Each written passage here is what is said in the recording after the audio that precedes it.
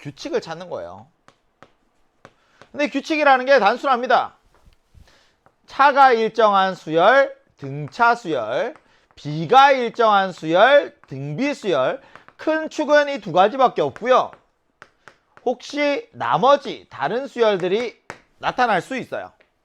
그러니까 우리가 정리해서 기억하고 있어야 되는 건 등차, 등비 두 가지밖에 없다는 거죠. 나머지는요. 그냥 나열하고 관찰하는 겁니다. 본질 그대로. 그냥 무언가를 외워서 적용하고 공식으로 풀어내고 이런 게 아니라고요. 나열하고 관찰해서 규칙을 찾자. 나열하고 관찰해서 규칙을 찾자. 그럼 수열이라는 건 도대체 뭔데? 수열 나열이긴 한데 이걸 우리 수학적인 관점에서 보면 규칙이 있는 수들의 나열이 되어서 얘는 정의역이 자연수인 함수야. 규칙을 이야기하는 건 수열, 함수 이렇게 두 가지가 있는데 그래도 함수와 수열에서 보고자 하는 것의 본질은 다르다라고 했죠. 함수는 fx가 주어지면 그래프를 그리는 거고요. 수열은 수들을 나열한 것을 보고 관찰해서 an을 찾아내는 그런 거죠. 그러면 제1항 A1, 제2항 A2, 제3항 A3, 제4항 A4 땡땡땡땡 가면 제 n항과 제 n 플러스 1항이 나오는데 우리가 관찰해야 되는 두 가지 등차 수열과 등비 수열이 있다는 거지. 등차 수열에서 중요한 건 뭐예요? 공차. 앞에 있는 항에 공차를 더하면 뒤에 항, 앞에 있는 항에 공차를 더하면 뒤에 항, 앞에 있는 항에 공차를 더하면 뒤에 항이 됩니다. 반면에 등비 수열에서는 공비가 중요하죠. 공비를 곱하면 뒤에 항, 공비를 곱하면 뒤에 항 이렇게 오는 거지. 등차 수열의 핵심. 공비를 구하는 것. 공차죠. 공차를 구하는 것. 마찬가지로 이번에는 등비 수열에 있어서의 핵심. 공비를 구하는 것. 등차 수열에서 공차를 구하고 등비 수열에서 공비를 구하는 것이 각각의 수열을 해결해내는 첫걸음이다. 자, 첫 번째 일반항 봅니다. 일반항은 첫 번째 항에서부터 제 n항 이거 일반항인데 n번째 항까지 오려면 공차를 혹은 공비를 몇 번 계산해야 되니 n-1번 더해주거나 곱해줘야 되는 거죠. 등차 수열입니다. 첫 번째 항 A라고 하죠. A에 공차를 n-1번 더하면 되고요. 등비 수열의 일반항 AN은 첫 번째 항에 공비를 n-1번 곱해주면 됩니다. 등차 수열에서의 모양들은 조금 더 관찰을 하셔야 되는데 모든 항들을 제1항과 그리고 공차를 가지고 표현할 수 있는 건 맞아요. 근데 얘보다 여기에선 당연히 차가 더 중요합니다. 제 m항에서 제 n항을 빼면 얘는 n-nd 이렇게 되는 모양이죠. 등차 수열의 일반항은 몇 n 플러스 몇 이런 꼴이 되고요. n의 개수가 공차라는 사실 중요합니다. 근데 등비 수열에서는 모든 항을 첫째 항과 공비의 곱으로 표현이 가능해요. 첫째 항과 공비의 곱으로 얘들을 표현할 수 있어요. 그러니 얘들 사이 관계 만약에 제 7항에 무엇을 곱해야 제 10항이 될까? 아래 세제곱이요. 제 4항, 제 5항, 제 6항을 제 1항, 제 2항, 제 3항의 합으로 나누었어요. 항의 번호, 항의 번호, 항의 번호를 보고 아래 세제곱이구나 이런 것들을 볼 수 있으면 된다. 자, 이제 두 번째 등차 중항과 등비 중항의 이야기로 갑니다. A, B, C 이 세 수가 이 순서대로 등차 수열을 이룰 때 그때 이 가운데 있는 항 얘는 어떤 성질이 있니? 2B는 A 더하기 C와 같아요. 양쪽에 있는 두 수의 합과 같습니다. 마찬가지로 등비 수열에서 세수 A, B, C가 이 순서대로 등비 수열을 이룰 때 그때 가운데 있는 항 얘는 어떤 성질이 있습니까? 가운데 있는 걸 제곱하면 양쪽에 있는 두 수의 곱과 같습니다. 가 되죠. 자, 이제 마지막 등차 수열의 합과 등비 수열의 합으로 갑니다. 등차 수열 제1항, 제2항, 땡땡땡땡, 제 n항까지 합인데 이 등차 중앙에서의 대칭성이 등차 수열의 합에 있어서의 핵심이다. 첫 번째 항과 마지막 항을 더해서 여기에 누구를 2분의 n을 짠 곱해주면 되는 거지. 근데 등비 수열의 합은요 달라요. 핵심이 뭐였어요? 공비를 곱하여 뺀다. 쭉쭉쭉쭉 제 n항까지를 더하면 얘는 공비가 1일 때는 간단하지. 공비가 1이면 얘는 그냥 a가 n개 있는 거랑 같은 거야. 근데 공비가 1이 아닐 때에는 공식 외워야죠. r-1분의 첫 번째 항 곱하기 r의 n제곱 빼기 1 공비를 한번 곱하여 뺀다. 그 유도한 결과 마지막 이런 모양입니다. 괜찮죠? 등비 수열에서는 결국 연립 방정식 푸는 형태들이 많아요. 그래서 조립제법을 쓰는 상황도 혹은 r의 세제곱 빼기 1 같은 것들을 인수분해하는 상황도 어쨌든 등비 수열에서 중요한 건 연립해서 계산하면 되지만 하는 것이지만 사실 등차 수열에서는 이제 조금 더 정리할 필요가 있는데 그게 바로 어디에?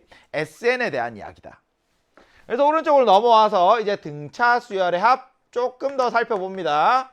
등차 수열의 합 SN에 대하여. 자, SN은 첫 번째 항과 마지막 항을 더한 것에 여기에 2분의 n 빵 곱해지는 이런 모양이고요. 조금 더 가면 첫 번째 항과 마지막 항의 평균값이 n개 있는 것과 더 같습니다. 근데 등차 중앙을 이해한다면 얘를 이렇게도 표현할 수 있다고 했죠. n 플러스 1을 2로 나눈 얘가 이제 가운데 있는 항 평균값이 n개 있어요 라고도 생각할 수가 있어서 예를 들어서 S11이 있어요 라고 하면 제1항부터 제11항까지 합입니다. 제1항과 제11항에 평균값이 11개 있는 거랑 같죠. 근데 이건 누구랑 같아요? 제6항이 11개 있는 거랑 같아요. 이렇게 우선 SN에 대해서 먼저 한번 생각을 해볼 수 있어야 되고 조금 더 가면 뭐 이런 거죠. S7이랑 만약에 S4가 서로 같대요. 이거 어떻게 해석을 할 거니? 그럼 S7이랑 S4랑 빼니까 얘가 0인 거예요. 누가? 제5항, 제6항, 제7항이. 그럼 얘를 빼면 0이 된다는 건 어떻게 해석을 해야 돼요? 오, 가운데 있는 애, 이 세 개를 더한 건 가운데 있는 애 평균값이 3개 있는 걸 같으니까 아, 제6항이 0이라는 이야기를 하고 싶은 거구나. 그래서 이런 식으로 얘들을 이제 해석할 수 있느냐? 괜찮아요? 그럼 SN을 구조적으로 바라봤을 때 SN이라는 애가 선생님, AN이 n에 관한 1차식이니까 아, SN은 몇 n제곱 플러스 몇 n 하고 상수항이 없는 n에 관한 2차식의 형태가 나오는 거죠. 등차 수열 AN의 합 SN은 이런 모양이야. 상수항이 없는 2차식인데 2차의 개수, 얘가 공차의 절반이죠. 공차의 절반. 2차의 개수가 공차의 절반이야. 그리고 무슨 이야기를 할 수 있어요? S1과 A1은 서로 같아요. 그러면 이제 SN으로부터 AN을 찾는 것들이 뭐 자연스럽게 툭툭 나올 수 있습니다. SN으로부터 AN을 찾는 건 원래 n자리에 1을 넣어서 A1과 S1이 같아요. 이렇게 오는 것과 n이 2보다 크거나 같을 때 AN은 SN 빼기 SN-1로 오는 건데 이게 등차 수열에서만큼은 그래도 쉽게 SN으로부터 AN을 찾아낼 수가 있다는 거지. 괜찮아요? 만약에 SN이 마이너스 n제곱 플러스 3n입니다. AN은 n에 관한 2차식 상수항이 없어요. AN은 등차 수열입니다. 근데 얘를 딱 보는 순간 오케이, 공차가 얼마인? 공차가 마이너스 2인 등차 수열이구나. 마이너스 2n 적어주고 뒤만 찾으면 되잖아. 1을 넣으면 2야, 1을 넣으면 2야. 이렇게 일반항 끝. 바로 넘어오는 거죠. 근데 만약에 SN이 AN의 제곱 더하기 BN 더하기 C n에 관한 2차식이긴 한데 만약에 상수항이 있다면 상수항은 누구한테만 영향을 줘요? 얘는 첫째 항에만 영향을 줘요. 첫째 항에만 영향을 미칩니다. 그러니 A1을 찾고 싶어요. A1에는 제가 영향을 미치지. A 더하기 B 더하기 C 이렇게 될 테니까. 근데 n이 2보다 크거나 같을 때 AN 어떻게 돼요? n이 2보다 크거나 같을 때 AN은 얘는 몇 n 플러스 몇 이렇게 제2항부터는 등차 수열이에요. 그냥 첫째 항만 영향을 받지 뒤에 상수항이 있으나 없으나 쟤는 이제 제2항부터는 영향이 전혀 없다고요. 그럼 여기에서 1차 항계수 얘는 뭐가 돼야 돼? 2a가 돼야 돼. 얘는 있으나 없으나 상관없으니까 an제곱 더하기 bn으로 생각을 하면 제2항부터 등차수열을 찾을 수 있지. n에 1 넣었을 때 여기 네모랑 세모랑 더해서 합이 a 더하기 b가 되도록 얘들을 찾아줄 수 있다. 그럼 이제 SN에 대한 구조적인 부분들은 살폈는데 여기에서 혹시라도 조금 더 정리할 부분은 이런 거죠. AN이라는 애가 등차 수열이야. 그러면 얘는 함수의 입장에서 보면 fxx에 대한 1차 함수니까 얘는 직선으로 생각을 하는 거잖아요. 그러면 SN이라는 건 n에 대한 2차 함수니까 여기에 틀렸네요. 여기 n이 있어야죠. n에 관한 2차 함수니까 결국에 이걸 2차 함수의 관점으로 바라볼 수가 있다는 거죠.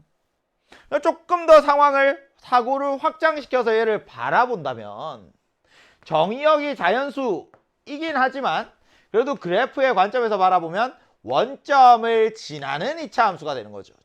지나는 2차 함수. 그래서 2차 함수의 그래프에 있어서 이제 대칭성을 가지고 문제를 바라보는 것, 이건 이제 어려운 심화 문제에서 사용되는 이제 실전 개념인데요. 사실 모르셔도 괜찮습니다. 그래도 원점을 지나는 2차 함수의 그래프로 상황을 이해한다면 이제 대칭성을 느낄 수 있다. 근데 이런 것보다 이제 조금 더 자연스럽게 여러분들이 이제 접하게 되는, 꽤 자주 접하게 되는 상황은 수열 AN이 언제 부호가 바뀌는지.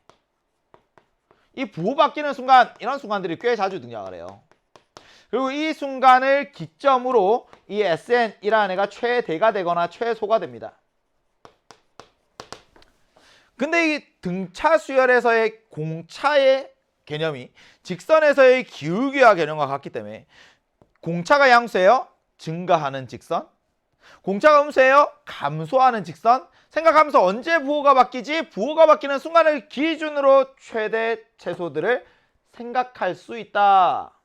그래서 AN과 SN 사이의 관계들은 뭐 요 정도 느낌까지는 이제 가지고 가시면 되겠습니다. 괜찮죠? 자, 등차 수열, 등비 수열 비교해서 정리하면서 등차 수열에서는 이제 개념에 대한 것들 조금 더 확장할 필요가 있다라고 했고요. 그리고 함수의 관점에서 쟤들을 바라보는데 등차 수열의 부호가 바뀌니까 당연히 여기에서 또 함께 자주 출제되는 소재는 절대값입니다. 등차 수열과 절대값. 등차 수열의 합의 대칭성. 이게 이제 등차 수열에서 4점짜리로 자주 출제가 되는 요소. 끝.